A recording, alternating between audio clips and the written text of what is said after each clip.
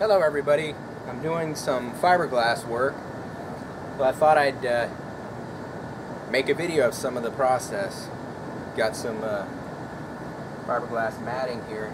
This is an old canoe that my father purchased, I don't know, maybe 20 years ago. And it's all made out of fiberglass, and the thing that I absolutely love about fiberglass is it can be repaired. It doesn't matter how smashed up it gets, you can always repair it. So I've been out here repairing some cracks in the rail here. Got my old vacation Bible school shirt on, and am fixing everything up. Right now I have already put a single coat with mat on here, and I'm going to put another coat. The first step is to sand, and good old angle grinder with a nice aggressive pad works really well for that. But you sand the area where you need to put the fiberglass, and you sand it an inch or two past where you're going to put the new mat, and you just build the mat up until you get the same thickness. So that's what I've done already right here and on the other side. And I've already put my first layer of mat. So now I'm cutting mat. You can see right here how it's a discolored area, and that's because, as I said earlier, I have already sanded this down with my trusty angle grinder and then put another layer of mat on. Well, it's skinny right here, so I need to put another thickness of mat. So I'm going to take some of this fiberglass mat here and build up the center with the mat and the resin, and then immediately after I put that on, I'm going to put this nice woven material over top of that, and then I'll give it a final sanding, and it'll have the structural thickness that it needs. So I'm going to go mix up some resin after I pre-cut the mat to the size that I want. This is the woven material here, and it just cuts with a scissors, just like paper would. So I'm going to cut off enough here to overlap this railing, have it come past the areas where I have sanded.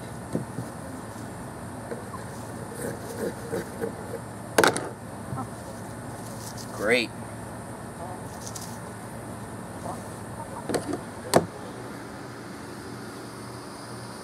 Okay, now I'm going to mix up the resin that I'm going to put on top of the fiberglass. And this resin I got from a place called FGCI. It's Fiberglass Coatings Incorporated, and they have a really good price. This is called Boatyard. It's a general purpose polyester resin.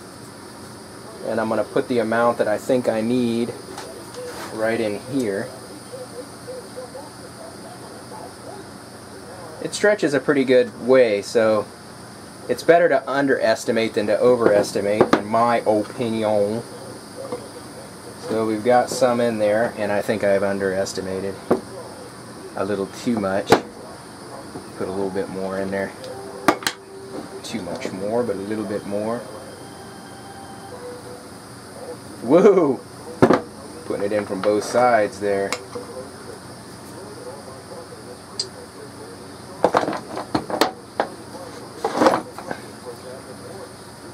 It gets messy real quick if you're not careful. This is the methyl ethyl ketone. MEK, methyl ethyl ketone. This is the catalyst that causes this to harden over a few hour period. So I put about 15-20 drops in there. Very unscientific.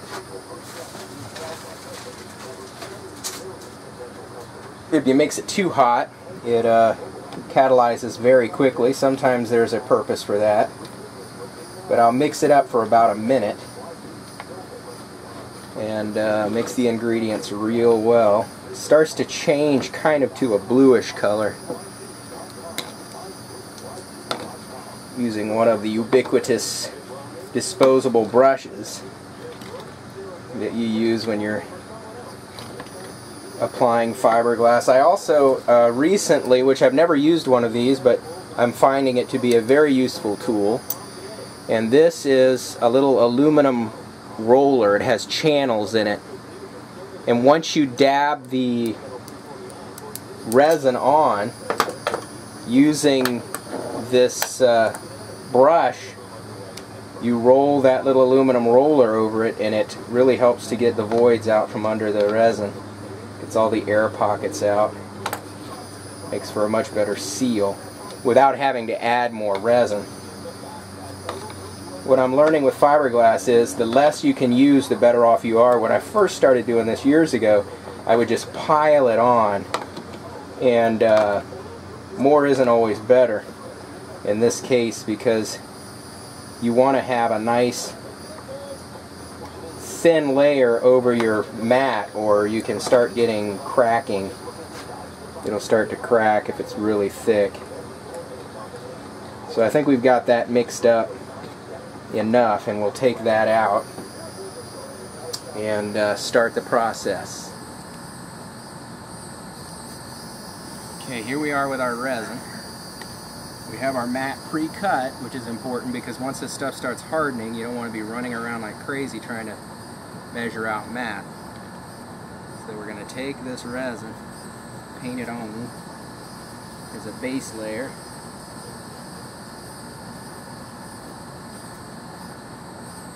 Get plenty of it on there, so stick the mat down.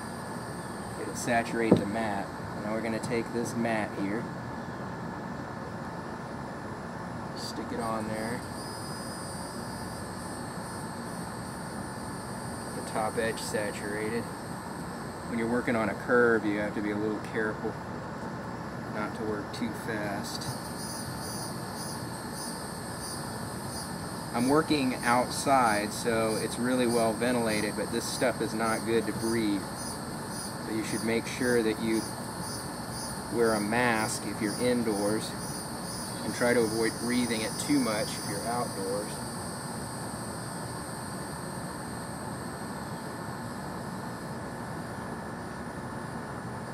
Just soak it on there nice.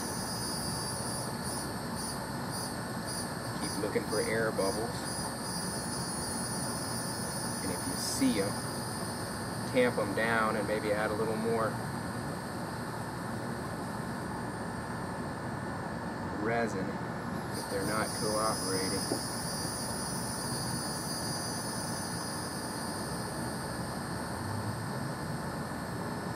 We've got that on there good. Now I'm going to lay this other mat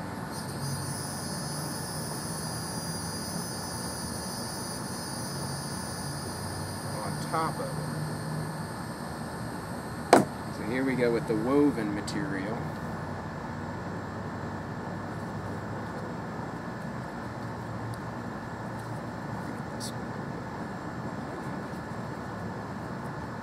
Right along the top edge. This woven material really dresses it up nice.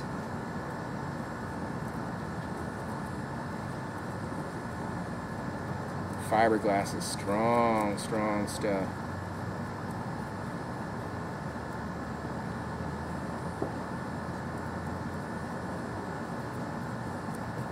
All the air pockets out.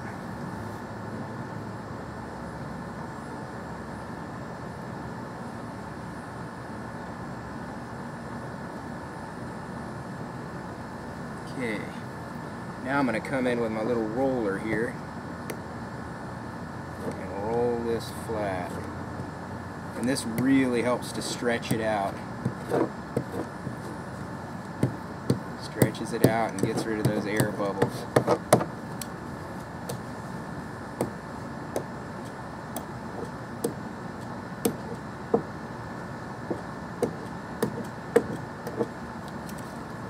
Resin on there.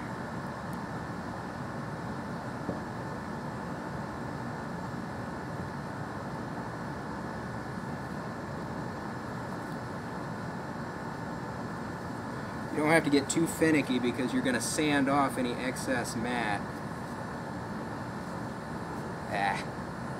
Those little fibers, once they get in there, they can be quite irritating.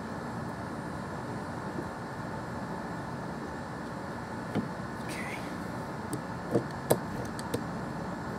Yeah, this little tool, had I known about this years ago, I would have been a lot happier in my fiberglass work, because it helps a lot. Helps to stretch the material out over the edges without messing up the mat. A few little air bubbles right in here so I can put enough to soak in.